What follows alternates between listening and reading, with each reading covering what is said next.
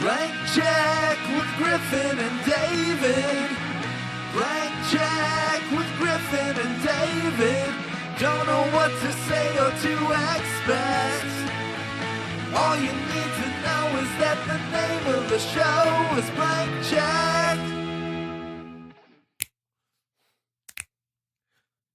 You can never tell on a day like this.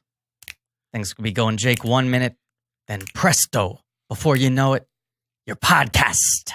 Yeah. Ooh, do. That famous line. I'm sure all of you know what movie we're talking about today. Oh, everyone has just stopped their car in the middle of the highway in excitement at the idea. Okay, keep your car running. Do not create a traffic accident. And put your switchblades away. I'll put them away. They're dangerous. Watch out. This is a white-hot episode of Blank Check with Griffin and David. I'm Griffin Newman. I'm David Sims. Oh, it's white. Like I'm throttling up. Yes. People are camping outside the studio, demanding that we release this episode early. They want to hear it live. People cannot wait to hear the two of us discuss the Loveless. Because what's that? Smells like a new miniseries. Why, in fact, we are cracking open a new miniseries this week. Mm-hmm. This is a podcast about filmographies. Directors who have massive success early on in their career and are given a series of blank checks. Sometimes those checks clear. Sometimes they bounce. Baby. And this balls. I wish you'd said that in the movie. This is a new miniseries about the films of one Kathryn Bigelow. One Willem Dafoe's balls. And it is called Pod 19, The Widowcaster. That is the name of this miniseries. God, it's so stupid. Everything is dumb. Everything is dumb. Boy. But here's the thing. I don't know if you know this about us, David. I don't. What are you going to say? We are connoisseurs of context. I'm bowled over. Connoisseurs of context. So some people might go, oh, miniseries on Kathryn Bigelow? I'll do a miniseries of Kathryn Bigelow immediately after doing a miniseries on Christopher Nolan, immediately after doing a miniseries on Steven Spielberg. I'll only do her 4 biggest films. Yeah, the ones everybody knows, as opposed to the ones literally nobody's heard of. Right. Some podcasts would do that, and some would argue that's maybe a better business strategy. Hey, some of those podcasts might be on bigger networks or making lots of money. Yes. But we were there first. We announced this a while ago. Baby! Yeah. Balls! So if they want to keep being the ants to our Bug's Life, the Shark Tale to our Finding Nemo. Sure. Scorsese was in that one. He was. He's very good now. Yeah. By all means, go ahead. Of course, the podcast that we are subtweeting right now is Serial. Yeah. So, yeah. You heard us. What if Marc Maron was like, what's up, guys? Kathryn Bigelow miniseries coming. Can't wait to talk about Blue Steel. Yeah, that's what everyone's doing now is a fucking Bigelow miniseries. We called our shot. Way to water, motherfuckers. We called our shot months ago. Yeah. Can't wait to hear what miniseries WTF is doing next. Yeah, hi. What if we announce a fake miniseries to see if they announce the same thing? Yeah. Oh, what should it be? Oh, Jesus, like Rob Reiner. Yeah, we're going to do the films of Rob Reiner. Yeah, we're going to do... Roman Polanski. Oh, sure, yeah. You wouldn't want to... Yeah, we should put them on the trail of something really problematic. No, you know what we should do? I got it. Let's go on the record right now. Sure. We're starting off a new miniseries, but we're calling our shot. We're putting it on the board right now. Next miniseries after this is officially Old Pods, the films of Walt Becker. Yeah, sure. We're going to do Walt Becker. Yeah. Okay, so mark it. We're doing Walt Becker. And if any other podcasts like seeing what we're doing, they should do Walt Becker. R.I.P. Walt Becker. Yes. The other one. Yes. Great. You want to do 10 more minutes on this? Yes, please. Yeah, okay. So today we're talking about The Loveless, which is the first film that Kathryn Bigelow co-directed? I guess kind of. But the other, the man that I'm forgetting his name now. Monty Montgomery. What a good name. He was a 1930s newspaperman who happened to walk through a time tunnel. And she was like, you're going to make a movie with me. And he's like, it's got to be about them bikers. Kids love that leather and those switchblades. Look at this fucking guy. He looks like it's like a daguerreotype from like Deadwood. He looks like he owns the general store in like the Indian territories. Look at this guy.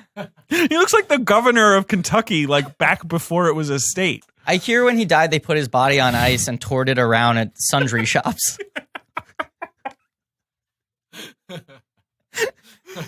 I know that no one can see. Oh my God. What? He's the cowboy from fucking Mulholland Drive. Yes. Okay. So that's what I was going to say. Holy shit. I had no idea. I He just went ripped on- on him for 400 minutes. He went on to a very big film career working with David Lynch a lot, but never directed or wrote again. He produced Wild at Heart. He's an associate producer on the pilot of Twin Peaks only. And he produced The Portrait of a Lady, which was, of course, directed by David Lynch and drag. Mm-hmm. And he wrote for Hotel Room, which he created, which was that weird David Lynch spinoff, or not like that other David Lynch show no one ever remembers. Sure. So yeah, He's had a big career, but he never directed another film. And so Bigelow gets most of the credit for this one because the things established in this movie kind of ripple throughout the rest of her career. I think, yeah, sure. Yes. She's the director. Right. But this was her first film after being a painter. Yeah, well, should we dig into the history of Bigelow? Yeah, give me some context. Vroom, vroom. Let me get that ready for you. Born in San Carlos, California. Cool Vroom. town. Which is in, let's find out. Here, quick guess. No or SoCal? I'd guess northern. Correct. Hells, yeah. Her mother was a librarian. Her father was a paint factory manager. And she was a painter, like you said. Went to the San Francisco Art Institute in 1970. Worked in New York. Worked in Manhattan. Teamed up with Philip Glass on a real estate venture. In which they renovated distressed apartments downtown, then sold them for a profit. So she was like Sounds really smart. a house flipper Yeah. in New York's like sort of gritty 70s. That's probably why she was so good with Jeremy Renner, why she was able to make Jeremy Renner a star, because they have that in common. They're both flippers. Was he a flipper? Jeremy Renner's like a crazy flipper. You don't know this? Why would I know this? This is like the biggest thing about Jeremy Renner. Is Hawkeye, that's just like his side business? Yes. Like the nut is from house flipping? He was like, when I was a struggling actor and no one was hiring me, I would, because he's also like a carpenter. Sure. Much He like would, like, Harrison Ford. Buy houses, redo them, and flip them for money. And he was like a millionaire before he got famous Huh. from flipping houses. I had no idea. Jeremy Renner also briefly worked as a makeup artist, does his own makeup on most films. Which is why sometimes if you see Jeremy Renner at an award show and you're like, why is he looking a little extra? Go for it, Jeremy. Yeah, it's because he's got all the time in the world. Then she went to film school at Columbia. Okay. Worked with people like Susan Sontag there, studied under them, Mm-hmm. and taught at Cal Arts. And My then, alma mater that I dropped out of. no, you graduated. I did And she worked. Then she made a short film in '78 called The Setup, Okay. which Milos Forman took a liking to.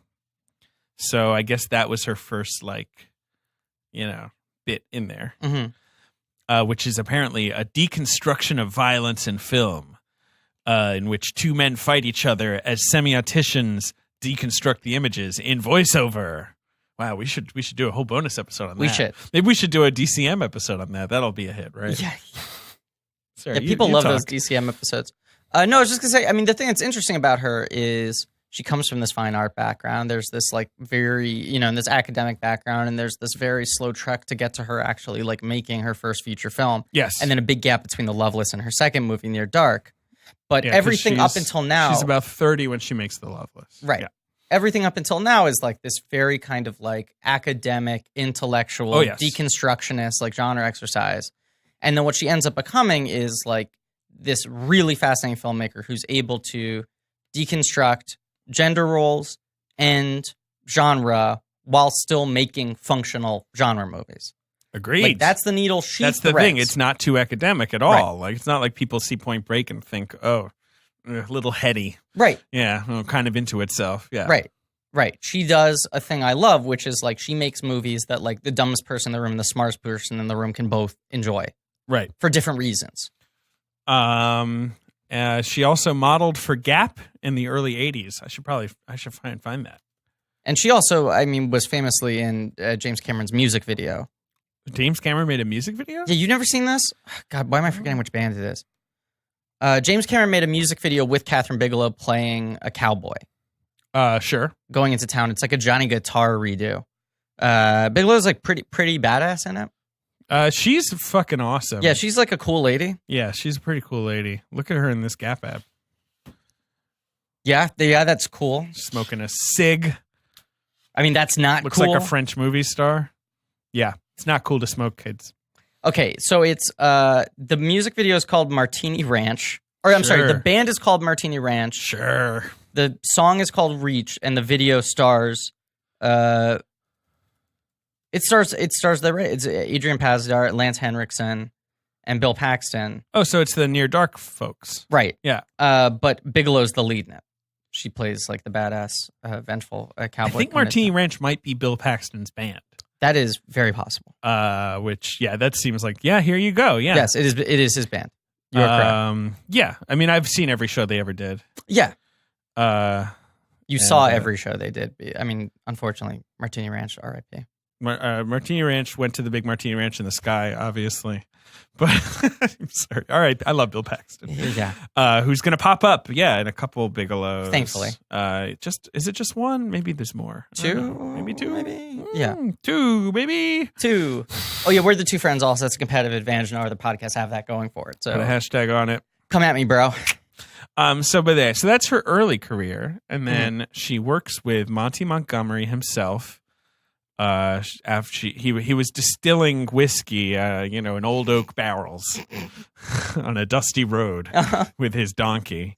But then she's like, Monty, come on, let's go make a moving picture. And he's like, a Nickelodeon? Sorry. That was tough. I mean, a lot of their costs were just transporting that Nickelodeon from theater to theater. Because if it would play at a festival, it would take so long to get a full audience to see it. A lot of the cost was just spent on convincing Monty Montgomery that it was going to work, that the pictures would move. I don't know. How do you explain that joke? But this movie, I think they got some money, or at least some research resources from the MoMA Film Initiative. And they made this movie for a very limited amount of money, and it did the festival circuit for years. It finally got released in the U.S. in January 1984. Yeah. And it was made 3 years earlier. Sure. And it had gone through 3 different titles. I think it was an early Toronto hit, actually, yes. back in the sort of fledgling days of Toronto. Yeah. And it got her notice, obviously. Yeah. Yeah. But and it got Willem Dafoe notice. His first picture. His first also balls. got his balls notice. Yeah. By David Sims. Yeah. David will not stop talking about Underball, baby. Yeah, he's got some sack in this movie. Because boy, does he. Because he gets cast right in Streets of Fire off of this. Yeah. And that's his first big movie. And then he's in To Live and Die in L.A. And when you see him in To Live and Die in L.A., you're like, oh, yeah, Willem's 30 pictures deep at this point, right? Because he just seems like, oh, it's Willem Dafoe. Well, he was a Chicago theater actor. Mm-hmm. He wasn't big Chicago, but he was a Chicago theater actor. Medium Chicago? Yeah. Skinny Chicago? But he was a Steppenwolf guy, right? Let's see. Am I wrong about that? I think you are, just because I think Steppenwolf was not as much of a thing. He was part of the more experimental. Theater X. Yes. But the other thing about him was... Which was in Milwaukee. Then I'm wrong about everything. You are. He's a Wisconsinite. Okay, so from here on out, I will call Willem Dafoe Big Milwaukee. He was once expelled from high school for shooting a pornographic film. That is cool. Bet there was some underball in that one. That is too on brand for Willem Dafoe. It really is. Wow. That's crazy. I am now reading an op-ed written by Willem Dafoe in 2009 called What I Know About Women. I've never had any close male friends. I wish I could do him. That's not a bad Dafoe. Most important relationships in my life have always been with women. Okay, it's gotten worse. Yeah. I can't. Yeah. Because now I'm thinking about Spider-Man. You know? Well, I don't know if you know this, but Willem is Dafoe of Spider-Man. He is Dafoe. That was of Spiderman. Like a thunderclap where you see the flash and then 10 seconds later you hear the thunder. Where I was like, what did he say? And then sort of permeated my brain. It was like, shh. and it Do you just know- devastated me. Have I ever told you when I worked at the Disney store, the like format of the Disney store employee badges was your first name and then your favorite Disney character underneath it? I figured. And so it'd be like Jim, and then underneath it would say like Tinkerbell. And Disney, Jim sounds cool. yeah, Jim was rad. But Disney had just bought Marvel when I was working there during my brief but infamous tenure at the Disney store in Times Square. Sure. So I asked if I could have Spider-Man, and they were like, "I don't know. We'll have to ask corporate. That's uncharted territory for us." Mm-hmm. And they like came back and were like, "Okay, we got the approval. You're going to be the first employee,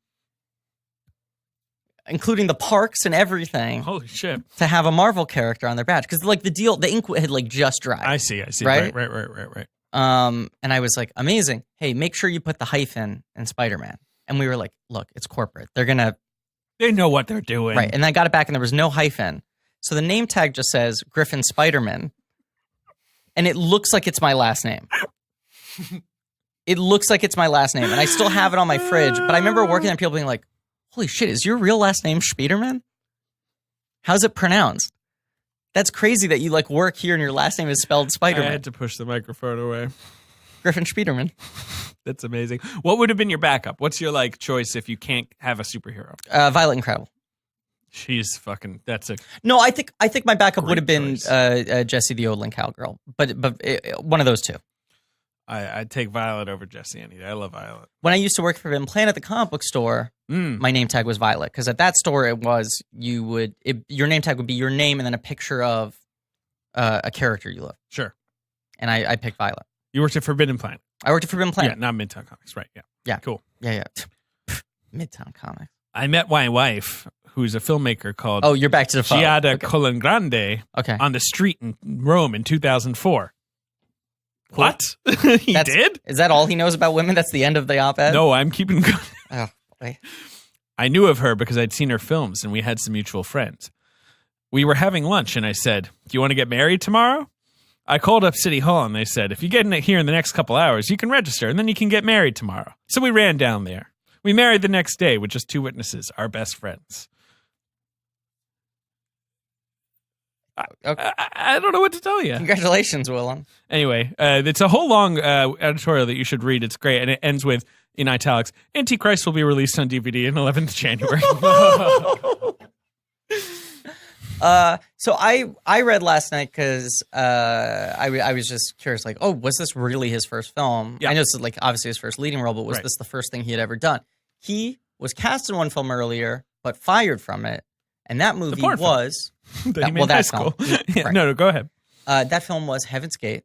Oh, sure. The And- Michael Cimino. He shot 4 months, Wow. and it was one of those things where like Michael Cimino was trying to build like a sort of like anthropological environment. So he had all these actors who were like, they know- like lived there. right. And it was like, okay, you don't have any lines in the script, but we're just gonna bring you on set every day and let things happen. And Right. this character Monty like developed. Montgomery was there. He was a ranch hand. Right. Yeah. He was the town fire He was taking commissioner. tintypes.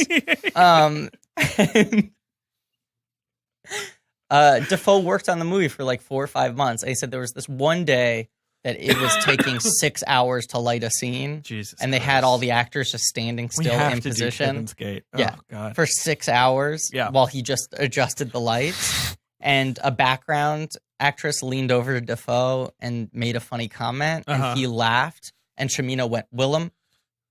You're fired. Yeah. What? And he was fired and cut out of the movie. Wow, what a cool guy Michael Cimino was. Definitely Yeah. not a total, completely insane, V-chill. coked up wacko. Chill. But if we did him 1, 2, 3, 4, 5, 6, 7, 8. No, 7 movies. But you could really wrap those last 3 up. Yeah. Because if you just did Thunderbolt and Lightfoot, Deer Hunter, Heaven's Gate, Year of the Dragon, that's a nice 4. What about the Sicilian? The Sicilian. And then Desperate Hours with Mickey Rourke in Yeah. 1990. Ooh. And then Sun Chaser with Woody Harrelson. Well, look, we're doing Michael right. Cimino next, so get ready for Michael Pacino, Michael Pacino Cimino. Michael Pacino, Michael Cappuccino, and then the He films did of Walt invent the Becker. cappuccino. And everyone should follow our moves. Exactly. Everyone just copy us. Yes. So, The Loveless, which was originally called US 17. And then was called? The Breakdown. Or just Breakdown. There are two taglines. And then was called Underball. Smooth Underball. No, okay. So Dafoe is one of those guys who's kind of famous for showing the dick. I guess so. What's he got the dick in? I'd say there are a couple male actors who are not. There's like a few instances. Keitel. You mean your Bacons, your Keitels. Right. Showing that little bacon strip. Little rasher. Yeah, Keitel. I believe there's an Oh Hello sketch where John Mulaney's character refers to Keitel's penis as that little snub-nosed pistol. Yes, that is correct. Which I can never get out of my mind. There's a movie where Keitel shows full wang, and I forget what it is. Keitel? No, you mean Dafoe. I'm sorry, Dafoe. There are too many movies where Keitel shows full wang, including National Treasure. He shows full wang. First thing. Well, Antichrist, I think he is. Oh, he shows some wang in that. And then he loses his wang. Yeah. To being but cut. That wasn't the first time. I'm telling you, this guy likes showing the wang. Well, here's a College Humor post called 9 Famous People You Didn't Know Had Mondo Dongs, which is probably our greatest piece of journalism. Oh, College Humor would like to send me push notifications. Oh, yeah. Don't allow. Yes, opt in.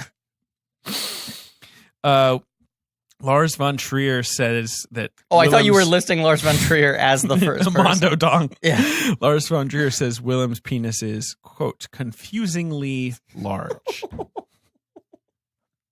Don't really know what that means. I'm just imagining Lars von Trier on set, Antichrist. Willem Dafoe walks on set, takes off his pants, and everyone goes, okay, so places and speeding. And they go, wait. They hold hold on. up like the light meter to it. Right. And he just goes, I need to figure this out. Just leans in, cocks his head.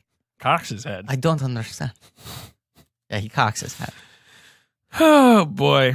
Can I give you 2 taglines for this movie? You mean like real taglines or Griffin taglines? No, Sure. real taglines for IMDb. Mm-hmm. Sworn to fun. ... What? Loyal to none! Exclamation point. Oh, what a romp. Okay, here's the second one. Muscles clad in black leather. ... Incest. ... And murder! I mean, it's got it all. Yeah. We're going nowhere. ... Fast. Yeah, I mean, the one I saw. that's a good one. I would say that sums up the movie pretty well. Ben's making origami right now. That's how bored he is. Oh, no, I'm just full. Yeah. Who, producer Ben? Ben Deucer? Producer Ben? Poet laureate? The Haas? The Peeper? The Tiebreaker? Birthday Benny? Soaking with Benny? White Hot Benny? The Meat Lover? The Fart Detective? The Fuckmaster? He is not Professor Crispy, but he has graduated to certain titles over the course of different miniseries, such as Kylo Ben, producer Ben Kenobi, Ben Night Shyamalan, Ben Sate, Ailey Benz with the $, Say Bennything, Warhaz, and Purduer Bane. Take control. Take control of this episode. Please do. Yeah. I'm reading a College Humor piece right now. About dongs. On air. I've made 40 jokes about an actor no one's heard of because of his IMDb profile picture. Okay. Which I encourage you to all check out. Monty Montgomery. You're going to have a great time. I promise you, not since the IMDb Mordecai picture will you have such a fun time looking. Okay. All right. What a great movie. So listen, yes, we're talking about The Loveless, and we're avoiding talking about it. Uh-huh. And I get it. I will say this. Because it's a movie that 5 people have seen. Right, exactly. Yeah. It's on Amazon Prime It's on Amazon right Prime. now. I don't know how long that'll last for, but hopefully it's on forever it. because they're a great company and you can trust them. Did your Amazon Prime just cut to gray a few times? And I was like, oh, is my signal bad? And I was like, no, I think this is the print. Which I kind of loved about it. Yeah. Because, remember when you'd watch, shitty VHSs and Yeah, and it sometimes would you'd be just like, this got rented too much, it's too broken up, and then digital makes everything too clean. And it's like, no, some shitty movies, they just put a shitty version of This it is all they had. on a streaming site. Yeah. It pixelates and turns white at 5 different points.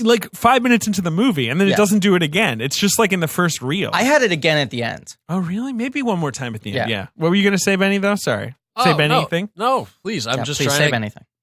Okay, I'm just trying to get us somewhat back on track. Okay. Because I love talking about Underball just like the next guy, okay? Well, we're going to talk about it. All right, great. But I just want to say this movie hits a couple of things for me. I love biker stuff, right? Yeah. Dirt Bike Benny, I mean, come right on. here. I mean, these a lot of are, that. big bike. fan. Yeah, but big, still. big bike. But I love a good motorcycle jacket. I love a good switchblade. This thing has a great poster that like Dafoe with the leather jacket, no shirt. Yeah. Yeah, like holding a cigarette, all Yeah. in black. His underballs get the and. Carry on, Ben, carry on. This is your kind of movie. So this is my kind of movie. I fell asleep watching it, though. Yeah. It's not, there's not a lot. It's a languorous. Yeah. It is It's slow. a mood piece. I mean, they're going nowhere fast is kind of accurate. Here, I found a Yeah. fourth tagline Yeah. on the VHS. I'm looking at the cover of the Okay. VHS. You never can tell on a day like this. ... Things could be going Jake 1 minute, then presto, before you know it, your history. That's also a quote from the movie. I almost did that. Jake? I did. That was the opening quote I did. I know. Right. It's what the fuck is that?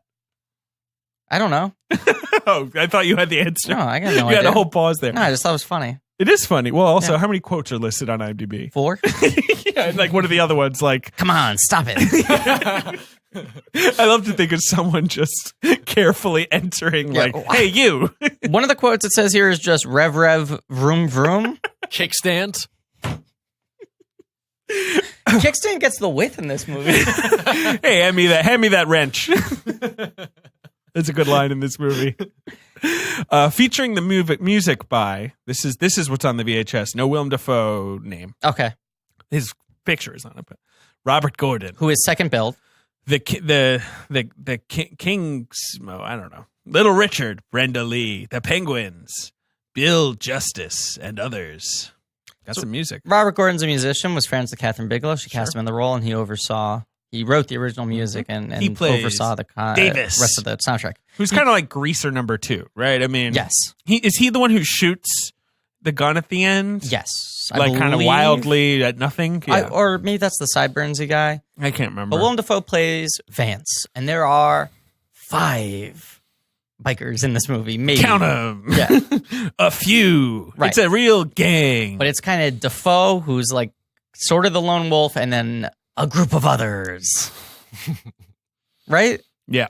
And this movie is kind of like, it feels like a film school deconstruction of like the biker movie and the biker iconography Yes, and all of that. It's an 80s version of that. So we're talking Right. many years after the sort of biker movie craze. Like, Right. which is, you think you associate with the 50s. Right, which apparently she like obsessively watched all the biker movies that MoMA had in their archives and everything, and studied it pretty, recreated it pretty immaculately. But I feel like this film is one of the large things it's doing is kind of like thumbing its nose at like how the How biker, quote unquote cool these people were. how cool they were, and how they like went through this homogenization where they were like dangerous people who then became like kind of cool dangerous to like a comfortable level of danger to then the Fonz.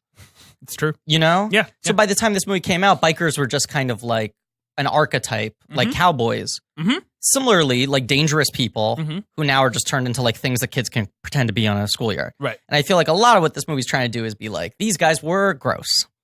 For sure. This was a gross culture. Well, and that's so much of her filmography as well, right? Because Right. she usually makes movies about men. Yes. And machismo. And Usually macho men who are like maybe in law enforcement, maybe in the military. Like Right. there's a lot.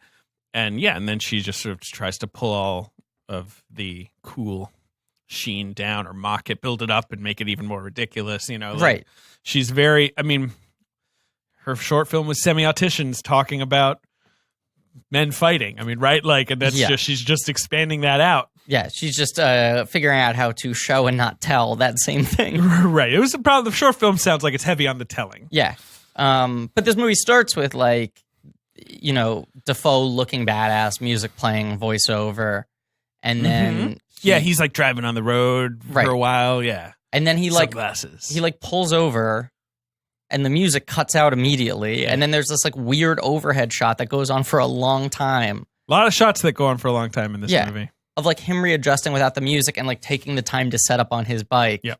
And then once he revs up, the music starts again. Right. And it almost feels like a comedy routine thing. Like it's a gag that like a lot of movies use where it's like you're doing something cool and But then it's- something embarrassing But happens. it's quiet, though. Right. It's very like a very quiet. quiet, arty version of that gag. Right. But I think the point is like immediately deflating, like, Yes. it takes him 2 times to like get the motorcycle going. Like it's Right. not all cool and seamless. And they're going to Daytona. It's in Florida. Right. They're going to the race. They stop at some town. Yeah. And then they hang out in the town for a while. Cool. So that's been our episode on Loveless. Excuse me. Willem Dafoe takes out his balls and gently rests them on a woman's butt. Okay, now that's been our episode on The Loveless. And we're done. See, I thought it was a sex scene, but now I realize how dumb I was. Well, because I mean, if it's a sex scene, then here's the sex they were having. She lies down on the bed, nude. Uh-huh. He is nude too. He lies down on top of her like an older brother lying on a younger brother, trying to like keep him down by sort of squishing him. He's just sort of lying on top of You're getting some good Dafoe butt. Yeah, it's sort of their bodies entwined, right? Which Two could be hard-boiled like, eggs under a napkin. Yeah. could be like a piece of erotic imagery. Sure. And then he just kind of gets up. Yeah. He just sort of like gets up. Yeah. Like he's sort of crouching over her for a second. There's, He sort of does downward dog. Yeah, he's doing downward dog, and then he like gets off her. Yeah. So like, I don't know what they were doing there, but I guess maybe just a gentle ball resting. Yeah, maybe she was like, "Do you want to have sex?" And he was like, "No, I'm pretty wild. I'm pretty tired. I'm tell into you, some crazy stuff. my balls are especially petered right now. Do you mind if they take a nap on your butt? Do you mind if my balls take a nap atop your butt? Oh God! Imagine if this is someone's like, "Oh wow, they're doing Kathryn Bigelow. That's an interesting choice. I think I'm going to jump into the series. Blank check. I've heard it's good. Can't wait to hear them just deconstruct this art film she made." Let my balls We're like, take a nap. soft balls on the butt. Let them soft. Lie them down. Yeah, thank God his balls weren't hard. That would have been really embarrassing if he had erect balls. Woo! Past and future guest JD Amato, great friend That's what a good guy. of the show, great friend of my life. Yeah. He and Connor Ratliff. JD Amato is the kind of person I can't see because anytime I do, we have to talk for a day. Yeah. You know what I mean? I'll be like, "Hey, let's just go get a grilled cheese sandwich. Like, I gotta be place in an hour, but like, let's sit down for a second." And then it'll be like 4 hours later, and we're still talking about God knows what. Yeah, a couple weeks ago, JD and I met up and just hung out Washington Square Park at like 10 p.m. until like 2 o'clock in the morning. Sounds like an episode of 12-Hour Day. Yeah, it was. But it was like usually we like structure an activity of like, let's go get dinner or go see a movie. Yeah. And we were like, no, we just want to talk for 4 hours. Yeah. Let's just like sit and talk. But he and Connor Ratliff, fellow friend of the show, past future guest, we're doing a like secret screening series for a little while. I know. It was so and it had cool. been kind of well attended, well received. People liked it.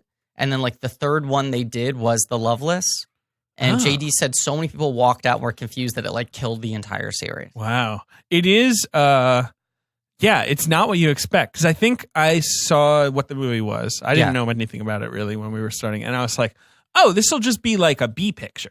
It'll That's be what I like thought. a genre picture with like switchblades. Right. Willem Dafoe being cool. There won't be balls, but it'll be good. Or like some Repo Man weird kind of like maybe that neo exactly. greaser thing. Yeah, I with thought. like a really sort of like pumped up soundtrack. Right. And instead it's like this, I mean, me and Ben were talking about it. It's sort of this like proto Twin Peaks. Yeah. Kind of like mockery of American like suburban life.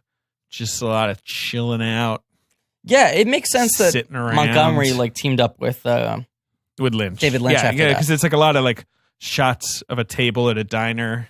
Right. And some people being kind of like right. eating on mic. Right. He made this movie, then he went to the river to sift for gold, and then he went to work with David Lynch.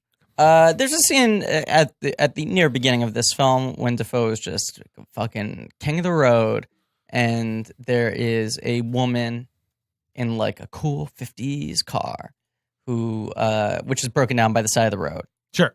And like the music is like twanging guitar, and he's there like all fucking leather, sexy Willem Dafoe. And you're watching the movie and you're like, okay, for this first chunk, Willem Dafoe's not opening his mouth. Right. And you're seeing this Dafoe face devoid of crevice and wrinkle. And which is true, but still, what a face. Right, because, well, like... We do think of him as a lined-faced man. He's a leathery Many man. a line. And he has a crazy bone structure, right? And he, of course, has a famous smile. Well, that's what I was going to say. Oh, sure. His mouth is closed, and you're seeing him kind of in this pristine condition. He's You're sort of like, thin oh, lips. what a kind of good-looking guy. Because like Very there handsome. always was something weirdly sexual and seductive about him. I think in arguably every performance he's ever given. I certainly most of them, yeah, but like, but it's always a little, dare I say it, like twisted. Yes. But this movie you're watching when you're like kind of conventionally hunky, and then the first time, but still, he's kind of slim. He's very pale. He does have like a slightly snake-like sort of, and then he smiles, and he's got those creepy goblin teeth. He does, and immediately it's like, okay, right, Dafoe. He's a weirdo. Yep. So he gets out of the car, and it feels like it's this like sexy setup, but then he starts talking, and immediately you're like, ooh, teeth.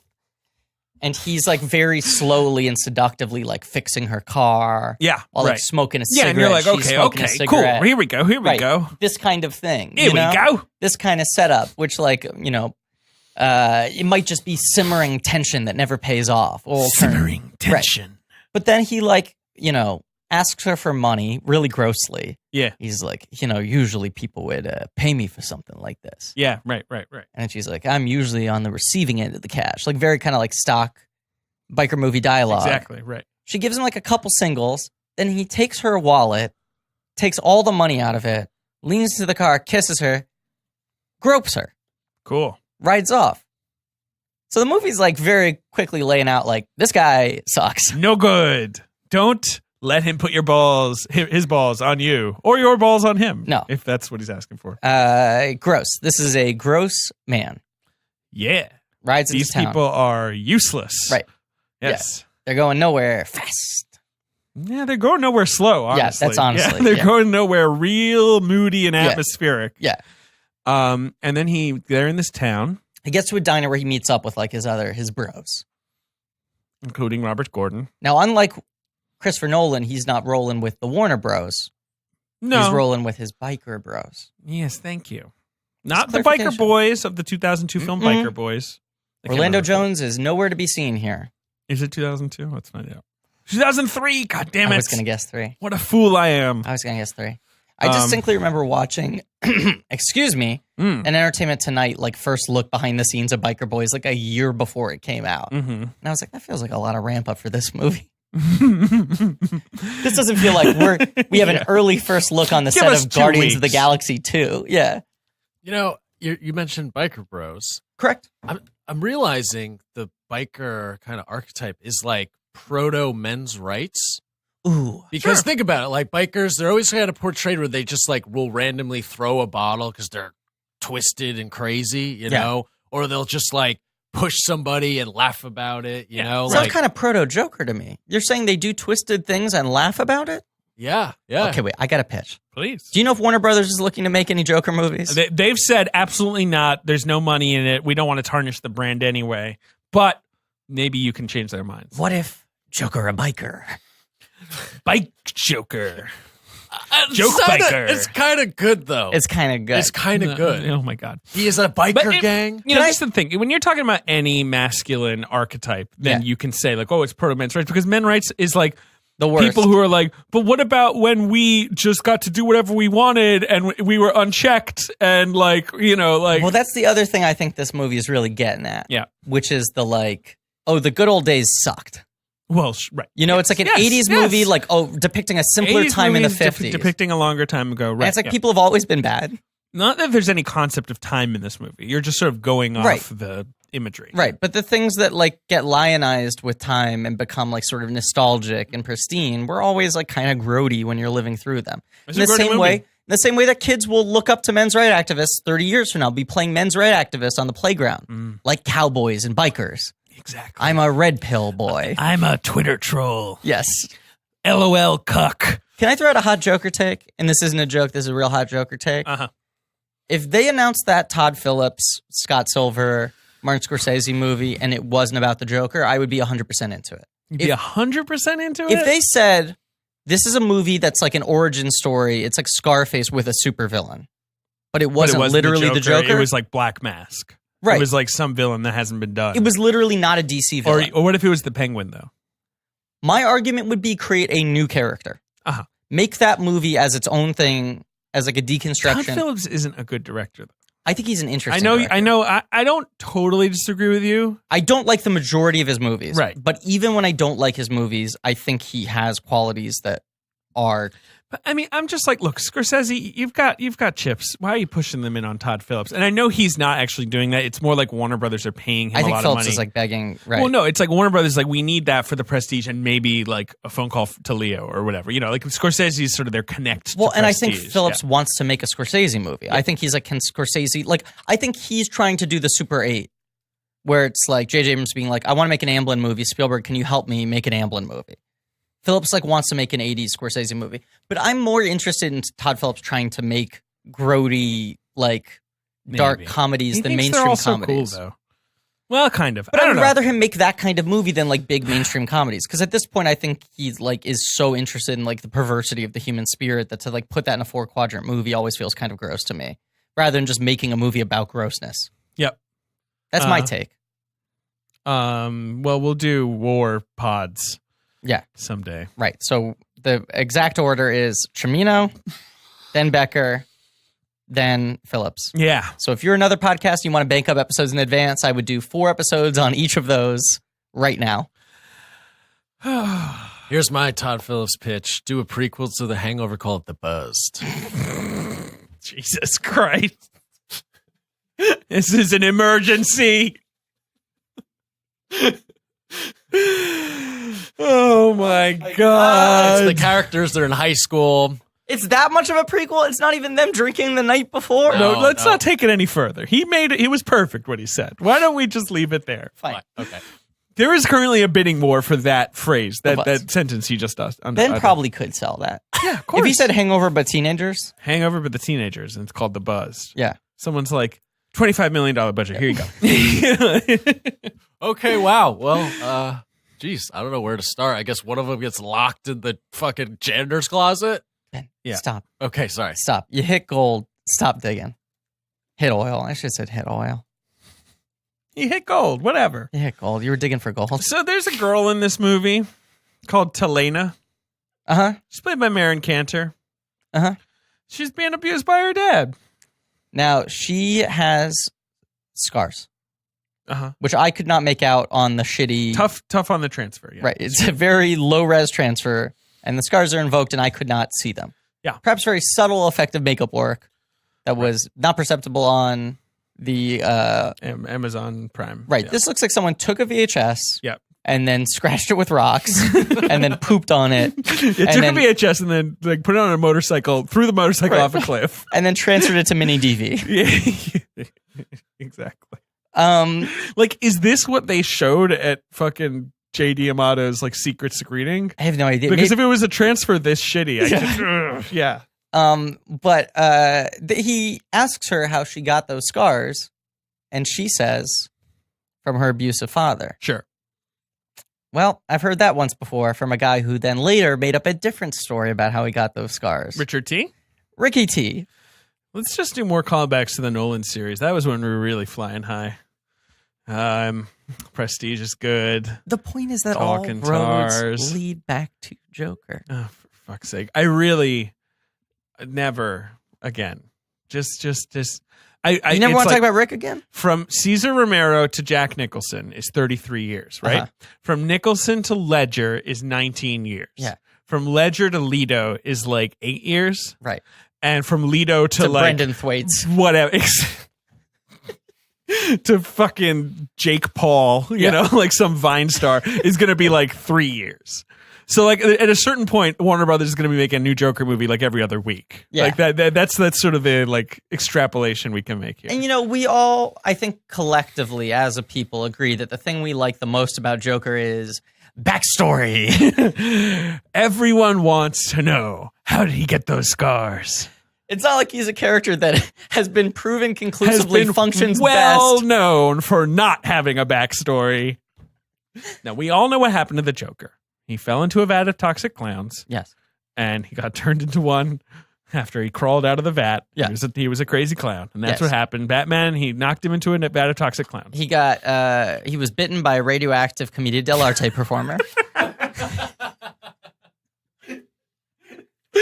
Oh, God. And had to fulfill one of the classic archetypes of the theater.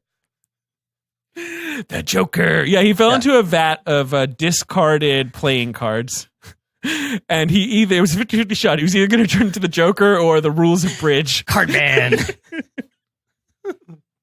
And he got the Joker. Yeah. Imagine if he was the Rules of Bridge and he was just obsessed with the Rules of Bridge. That was his gimmick. Everything had to adhere to the Rules of Bridge. He, of course, we're joking here, but of course was bitten by a radioactive balloon animal and then was turned into an evil bar mitzvah DJ. Well, that was Lito's take. No, my favorite Batman joke is just always like ex-villain, he fell into a vat of toxic Y. You know, like it's just always funny. Like Mr. Freeze, he fell into a vat of toxic ice cubes. Like you could just do it all day. So the Loveless is about vat of toxic calendars. Yes. The Loveless is about a biker named Vance who fell into a vat of toxic leather. Yes, he did. He can't get it off. Became except a leather for man. Underball scene. Yes. Mm-hmm. Yeah, he is Leatherman, not Slenderman. Not Slenderman. And not Defoe the could play Leatherman. Slenderman. Defoe would be a great Slenderman. Yeah. I can't wait for Slenderman Begins. Someone tweeted out last night, do you know there's a CGI animated Top Cat movie called Top Cat Begins? That was released theatrically in Mexico because in Mexico, Top Cat's like the biggest cartoon character of all time. I knew none of these things. Like 40 years later, even though there's still only like 13 episodes of Top Cat ever made, Top Cat like lives large and he's like this symbol of like the oppressed rising up. In Spanish, the it's called oppressors. Don Gato, el inicio de la pandilla. So they decide to make a Top Cat movie explaining how the gang got together because I've everyone's wanted always to know. wondered how all those alley cats got together. Because why would a bunch of alley cats stay Benny, close to each other? Choo Choo, Brain, who Benny else the we got? Ball? Fancy. Now, do you want to know the crazier thing? The previous film was entirely animated in Adobe Flash. Thank you. Is that what you're going to tell Top me? Cat Begins is a sequel to a movie that was animated in Flash. And then that movie was weirdly successful in Mexico. So then they were like, fuck, let's put real money into this. Did a CGI movie. Top Cat Begins has bombed. Top Don Gato y su pandilla, which means Top Cat and his gang. That was the Flash movie. The Flash movie. Which made $14.7 million. Yeah. And cost -$8 to make. I don't know. Right, whereas Top Cat Begins cost $8 million to make, and it made half that worldwide. Yeah. Wow, what a mistake. Yeah. I just love this that like Mexico loves Top Cat for some Top reason. Cat's fucking cool. He's the Don of Top cats. Cat rules. He's got a purple suit and a hat. Yeah. What else does he do? And the Top Cat is like the ultimate outsider because the man just fucking hates him. Officer Dribble comes around every day knocking on his tin can, trying to tell Top Cat what's up. Top Cat's just trying to live his life. He's trying to carry around a fish skeleton in his mouth. Trying to wear a nice little hat and a vest. He's always got a scheme, right? He's always got some get-rich-quick idea. Well, he does. I mean, yes. Top but that's Cat's on fine. the He's up. trying to fucking, rub two sticks together here. He's trying to make a living. He was dealt a bad hand. He's trying to get out. Top Cat's cool. Loveless is quote-unquote cool. But Bigelow's like, or is it? Yes. Anyway, my point was just Selena, she's getting abused by her father. Let me say. I'm sorry. You've got more plot to go through? Let me say the 5 words I need to say in between where we are and that point. Sure. They go to a diner. His bros show up. They start making a ruckus. Yeah. But not in a really loud, exciting way. No, kind of boring, annoying way. Just quietly being kind of boring. Yeah. And then he sees this pretty lady. Yeah. He follows her, starts flirting with her. She's pretty. The rest of them go into the garage. Yeah, and they're just in the garage for the rest of the movie. Right, pretty much. It's just like, hand me that wrench. Until the very end, they're just kind of roughhousing, talking shit in the garage. And then he gets in the car with this girl, Elena, who he's flirting with. Yeah. She's got short hair. Yes. She's cool. Right. Now, she seems genuinely cool as opposed to this sort of like postury kind of like stereotypical. She's pretty awesome. Cool. She was in Ladies and Gentlemen, The Fabulous Stains. Cool. That's all I got. This is one of those movies where it feels like everyone is totally like completely dubbed. Oh yeah, sure.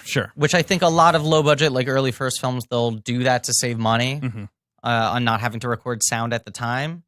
And her dialogue, it's like especially noticeable. The ADR is not great. Is not great. But it gives her this weird kind of like disconnected, heightened kind of I don't know, appeal, Mm-hmm. draw. But they have this talk in the car about her scars, which come from her father, who is no good, very bad, don't do it. Played by Jadon Ferguson. Yes. Who does actually get the and in this film. Yeah, he does. I think he is, because he is an actor. Right. Who had been in movies. Right. But they go to a hotel room. Yeah, he lays the balls down. Takes a little ball nap Yep, on the ball butt. nap happens. Yep. And just as he is, casually removing the balls from Yeah. atop the butt, gunshots. Oh, no! Father's outside the motel room, and he's hopping mad. Making a ruckus. And he... He's mad at one person. Is it the ball napper? No. It's the ball nappy. The bed for the balls. Or he's like, he yells at her, sort of hassles her, Yes. and drags her out of there. And then later at the bar, he comes to see Willem Dafoe, and he's like, "Look, I know it's not your fault. Yeah, boys will be boys." Essentially, Yes. so he's got the real right idea. This guy, Right. yeah, he's definitely a good father. Yes, he has a physically and sexually abusive relationship with his daughter, who is clearly severely damaged by it. Correct. He Willem Dafoe deals with the situation, of course, totally appropriately. running away. Doesn't do anything. Yes. Good job, Willem. Yes. And at the end of the movie, the biker boys have reunited Dafoe with his garage gang. Yep, they're off to Daytona. Right. And They're in a bar. yes. And the father is there. Yes, And Jadon he's Ferguson. like, these fucking bikers. They're communists. I'm telling you, they're communists. I don't like him. He's getting riled up with some other drunk, middle-aged men. Sure. And they decide to start some shit with them. Yep.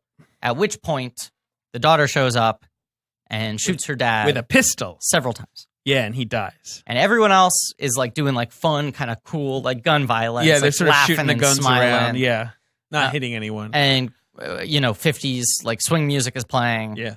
And snapping. And then every time it cuts back to her, she's just standing there sullen, having murdered. Her father. Yes, For the and horrific abuser. crimes he has visited upon her whole Right. life. Right. And then the movie ends with them driving away. Yeah. Or, I'm sorry, she kills herself. Yes. She goes Almost in the front seat of her immediately. car. In a long, drawn out, actually really effective suicide scene where Yes. she's sort of slowly inching the gun towards her mouth. And yeah. Dafoe stands there watching her, does nothing, and then gets on his bike and rides off with his boys. I read a review. Then there's 14 minutes of bloopers. Which I'm sad I didn't get to see. I'm gonna go Yeah, back you and fell check asleep. it out. Ben was a tie-tie boy. Yeah. Weirdly, that they're all Jackie Chan bloopers. Yeah, they're They from just the tuxedo. attached a Jackie Chan reel. There was a mix-up. You Yeah. know. It was just from the tuxedo. There's a review I read because I was reading a lot of reviews to try to make sense of this movie last night. Yeah. From the time of its release, but also like more modern essays. And someone said that like this kind of importance of the ending, and I'm sorry for not remembering who it was who said this, is that like in the eyes of like the Dafoe character and these biker guys who are like sort of these like nihilists, nothing matters, Yeah. like live for fun kind of thing, like killing yourself is kind of the coolest thing you could do. Right. But the thing that they'll always like threaten, like we don't care about our lives, we live on the edge. But he's sort of there just like frozen, Yeah, he has struck by her, someone who actually has real pain rather than just pastiche impression, an Angst. impression of Yes. angst. Yeah. And he can't extend any emotion to her because he doesn't have any Right. well to draw from. Right. So he's just like a little standee basically. Now we've covered the entire movie, and you might say It's 72 minutes long? 75, I believe. Yeah, You might say, well, it sounds like you only described 5 scenes. There are only 5 scenes in this movie. pretty much. They are long, but it's pretty much 5 scenes. Yeah. With music. 5 and fight. situations. Yeah. 5 happenings. Yeah. This movie's definitely a happening. The Loveless. How long we been running, Ben? 2 hours? About an hour. Hey man, we're doing great. Oh God, come on. Jesus Christ. Now we can just riff for 20 minutes. Great. Okay, cool. What's going on with you? No, I mean, this was our thing. It was like we really wanted to do Kathryn Bigelow, and it was like, okay, there are 2 episodes that we're going to have a real hard time getting anyone to listen to. Right, but there's usually that The first first episode. movie for us where we set the table, we were like, that's fine. The one we were need to like loosen up anyway. right. Yeah, we gotta loosen up because we get so tight. We get so uptight. Oh God, I know. I'm such a scold. Yeah. Yeah. Why don't you cut me off more? I hate that I cut Why you don't you off speed it during up? our 2-hour, 15-minute episodes. When you have extensive publicity, obligations for a massive corporation. Yeah, a really good company who's only done good things, never done anything bad ever. Yeah, we were worried about this episode, and we were worried about The Weight of Water, which is a movie that no one knows existed. But that it's crazy. It's crazy. Have you watched it now? No, just that it exists. Oh, yes. We were like, wait, she did this movie then and with these people? Yes. These people? The problem is no one remembers it, and I don't know if anyone will watch it. So, boy, we're going to have to get a good guess for that episode. Mm-hmm. I have to weigh that out Do. with an A-list guest. So, Marc Maron will be appearing on our Weight of Water episode coming a couple weeks from now. I would love to get Maron on this show. I'd love to get Maron. God, I would that'd be love to great. lock the To gate. lock the fucking gates with him, just lock him and just talk about the weight of water, how much it weighs. Yeah. How much does it weigh? Yeah. So, who are your waves? Who are your seas? Caspian? Dead? I remember that night I saw the Pacific Ocean get up and looked at me. It was at the Comedy Store and said, tonight I'm just going to do a jazz set. Oh my God. I'm an estuary guy. I like brackish water. Lock the moat. I don't know. No, lock the locks. Yeah, that's it. You said it, buddy. You want to play the box office game? Yeah. Now, this film came out January 20th, 1984. Okay. So it didn't come out like I don't know. Right. You see various concepts of when it came out. Right. I It's think it was listed as an mostly 81 festivals. movie, but it was 84 was the proper release. Yeah. It's not listed on Box Office Mojo in any Okay. form, Cool. but whatever. Right. I So have this weekend. probably ready. made $1. Yeah, it made $1 too. Mhm. Number one at Yon Box Office in 1984 is the film that won Best Picture in 1983. It's been out for 9 weeks, and it's number one at the box office. I mean, this is a bygone era, of course, when movies would stick around for a very long time. Amadeus? No, I think that's 82's winner. Of course, I guess it hasn't won the trophy yet, but it's a smash success. It's going to win Best Picture in a couple months. It's not Gandhi, is it? No, I believe that's 80. No, Four? that's 82. That's 82. Maybe Amadeus is 84? 84. What's the Find one in out. between? It's not Out of Africa? No, I think that's like 85 or 6. Ordinary People is 80 on the Nugget. Correct. Yes, that's the one that beats Raging Bull. Right. And then Rain Man is later. That's like 88 or 89. right. 88, Last I think. Emperor is like 87. Correct. You're Everything else from the narrowing. 80s. That's You're what I'm trying to do. narrowing. I'm trying to process of elimination. Okay, other Best Picture winners of the 80s. Terms of Endearment? Correct. There we go. James L. Brooks's debut film, Terms of Endearment, which adjusted for inflation has made $164 million in 9 weeks on a budget of $8 million. A dramedy about cancer that played like The Avengers. A dramedy about cancer that is long, yeah. played like The Avengers, and eventually grosses 108, which adjusted is 292 domestic. Yeah, that's insane. Whew. So that's just chilling at the top. That's Okay. just fucking. It was number one last week. Yeah. And guess what, Buster? Gonna be number one again. No, it's actually number 2 next week. Okay. Silkwood is number 1 last week. Oh, I just gave away number 3. So Silkwood rose? Silkwood Rose. Yeah. What that a used to weird happen. That doesn't time. happen anymore. So Silkwood. Well, tell me about Silkwood. That's number 3. Meryl Streep takes a shower?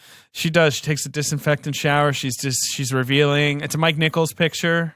Kurt Russell and Cher? Yeah, Early I've never seen Kurt it. Russell. I've never seen it. Cher's It's in it. Cher, it's like Oscar nominee. A worthy. It's Best. an illness picture, right? Well, it's like an Aaron Brockovich type picture, Right, right. Like It's she's revealing, but it's more Contamination, dramatic. kind of. Yes. Okay. Now, number 2. Boy, I don't know. Number 2. Let me find out about this movie. It's a comedy ski film. How many ski? It's not called Ski Academy, is it? No, Ski School?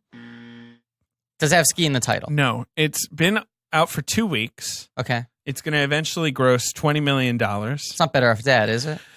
I've never heard of this movie. Okay. It doesn't star anyone. 2 at the box office. Apparently, Shannon Tweed has a minor role. Okay. It's a Peter Markle picture. The director of great movies like Breaking Point and nothing else. It's a Peter Markle picture. Comedy ski movie. According to Wikipedia, it's one of the iconic comedies of the 80s. Okay. I don't think so. I don't know. The name is a kind of food. Oh, is it Hot Dog the movie? Yeah, I know that. What is that? It's a ski movie. It's a Peter Markle picture. And what happens in it? No, I just remember seeing that video box and thinking it was funny that it was called Hot Dog the movie. It's called Hot Dog ... I didn't know it was a ski movie until now, but I know that title well. Well, there you go. Hot Dog the movie. Okay. That's what that is. Number 4 Mm-hmm. is a sequel. I need to remember if it's like the 4th. Hot Dog the Tuvie? Oh, no, it's 4. Okay. Let's see. It is the 4th. I was correct. In a long-running franchise of like crime. Dirty thrillers. Harry? Yes. The But what's the Enforcer? 4th one? No. Sudden Impact? Yes. There we go. Which I believe is the one that was directed by Eastwood. Yes. Okay. Yes. Which makes $67 million domestic. Big star? The 4th Dirty Harry movie. 184 adjusted. Yeah. Wow. Is that the one with Do You Feel Lucky, or is that the second one? I think that's the second one. That's Magnum Force, right? No. Do You Feel Lucky is the first one. This one is Go Ahead, Make My Day. Okay. Do you think that was what they were like, let's do a 4th Dirty Harry? Yeah. And they were like, fuck, we don't have anything. Right. And some guy was like, how about he says, like, Go Ahead, Make My Day? And they're like, great. And then the Enforcer Let's take is, the break. I need a bath. I'm Dirty Harry. Finally, he took his bath. Yeah. Number 5 is, would you call this? It's a musical. Big, like old-fashioned musical. Live action? Live action. That's Little Whorehouse in Texas? No. Good guess. That would have been really impressive. Would have been really right? impressive. It was sort of like a sort of hit, but it was like this one of the biggest stars of the era coming back to the genre she was most famous for. Yentl? Correct. Yes, well done. Yentl, starring Papa, Barbara can you hear me? Streisand. And have you ever seen? I've never seen Yentl. Directed People by swear Barbra by it. Streisand. I always want to see that. I don't know why I haven't. We're doing Streisand, of course, after I would do Streisand. I would love There's to do some Streisand. movies there. 4. The Pot of Tides, the Prince of Podcasts. I Yeah. don't know. You've also got Uncommon Valor. The pod has 2 casts. That's it. Yep. Now we have to do it. Now we have to do it. Ben put it in the books. Okay, so Trimino, then Becker, then who's the other person? I don't And then Streisand? I don't know. I don't remember. You've got Uncommon Valor, which is some action movie starring Gene Hackman. Cool. Sounds cool. Scarface with Pacino. yeah, like I'm into it. Yeah, an action movie starring Gene Hackman.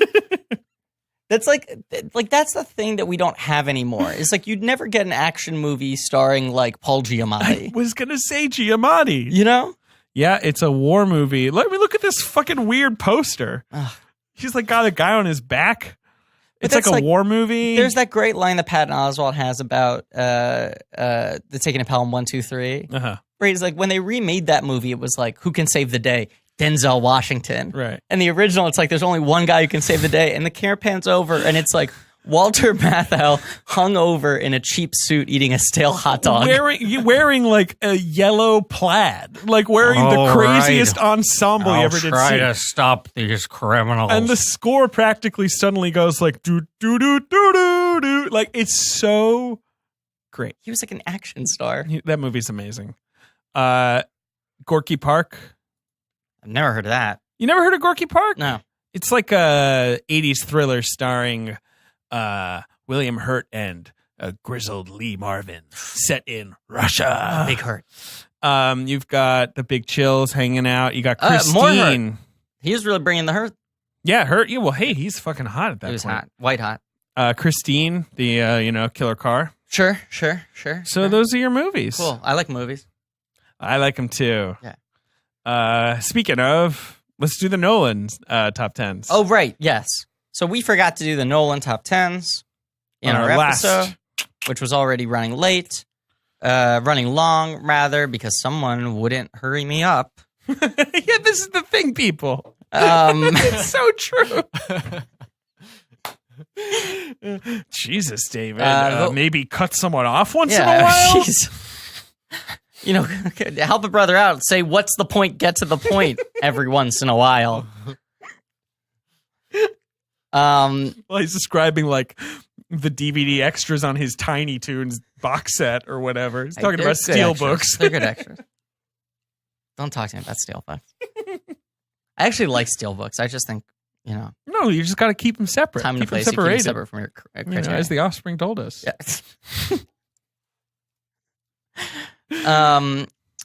But we both posted our 10s on the Reddit, which should be incentive for all of you to go to the Reddit, which I think just cracked like 600. 500. Yeah, they're doing great over there. Okay, They've got 515 queer memes. I'll be impressed once it's 600.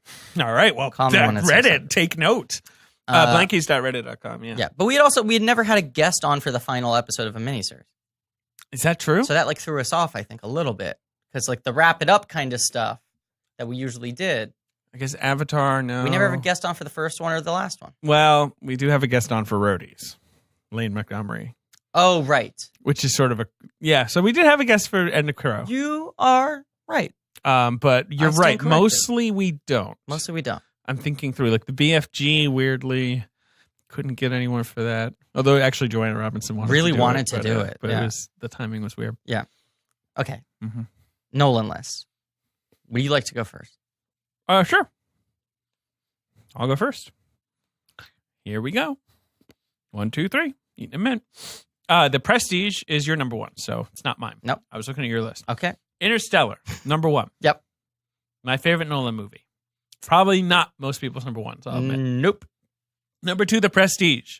Cool. Number 3, Memento.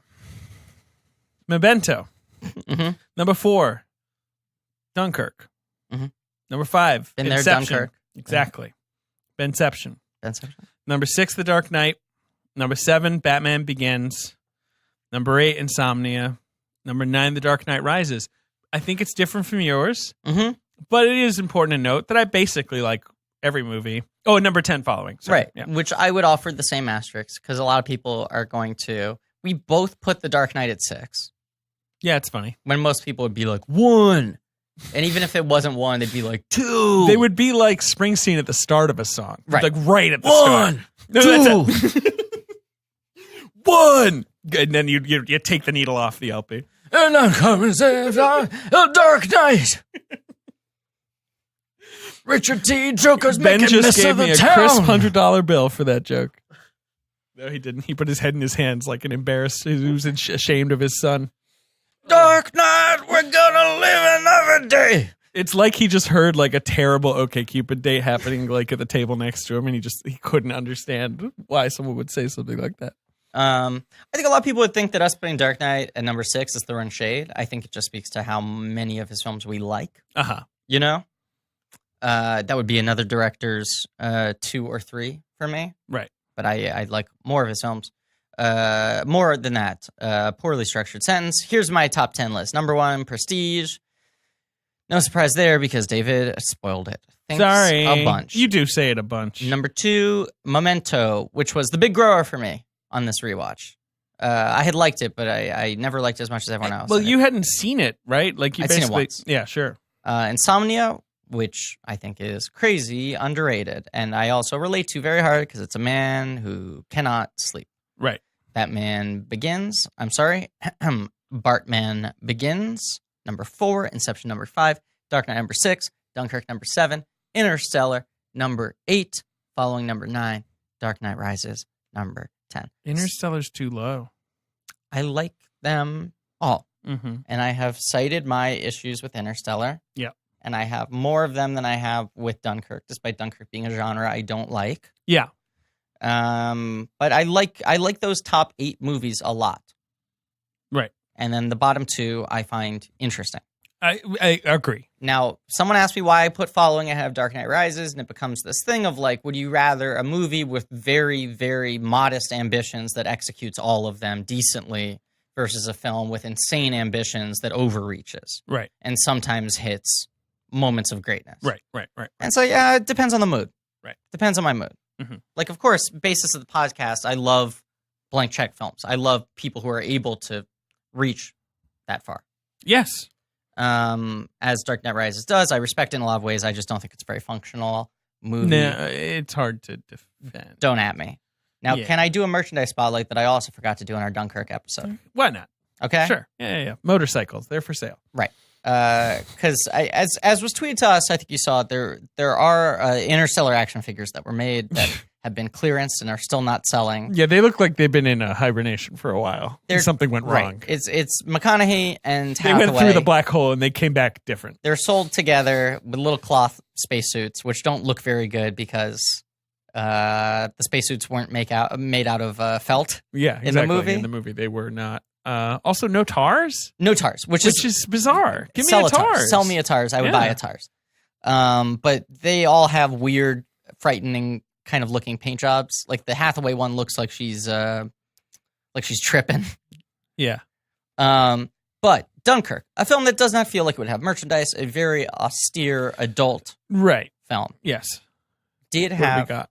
a tie-in promotion Okay. with Hardee's, Carl's Jr., Sure. the national restaurant chain. Yep.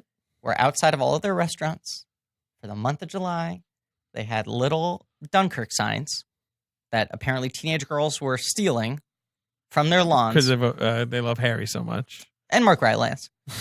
But inside, with any large combo, you got a Dunkirk cup. You got a Dunkirk cup. Sure. You get to eat a bacon Western cheeseburger and then drink out of Fionn Whitehead's silhouette. Yeah, I see it. Here it is. It's a Dunkirk cup. Now, this feels like a real strong rebranding for Carl's Jr. Hardee's. We're not going for that petty kids meal bullshit. Right. We're not going to give you some fucking toy or a Pokemon card. Absolutely. We're going to give you cups of real, legitimate adult art. Yeah. And that Dunkirk cup was available for a month. And you know what it was followed up by? What? Tick cup, baby. Oh, there you go. So for the next week or so, if you go to Carl's Jr. Hardee's, no, I'm not on. It's just the antenna. Oh, sure. That's cool. It has the antenna that says "Drink in the Justice." That's great. Yeah, cool. I got one. Yeah? It tastes like a cup. I'm glad. I got a large Sprite, and here was my review. It was Sprite. I mean, they weren't proposing to change the cellular structure of soda. Cool if they did, though. Yeah, it would be. Yeah. Yeah, so that's the Nolan rankings. Right, so that's our episode on the Tick Loveless, cup. including 3 merchandise spotlights and a Nolan ranking. I'll say that Willem Dafoe should win an Oscar this year for the Florida Project. Do you think he has a chance of winning? No. I've heard him tapped as like I a think major he has a contender. chance of a nomination. Yeah. But it is actually kind of a low-key performance, Which is cool. which is amazing, and it's amazing. It really is like some of his best work ever. I'm but so excited to see that movie. it lacks the sort of like Showy major Oscar scene that you think Yeah. he would probably need.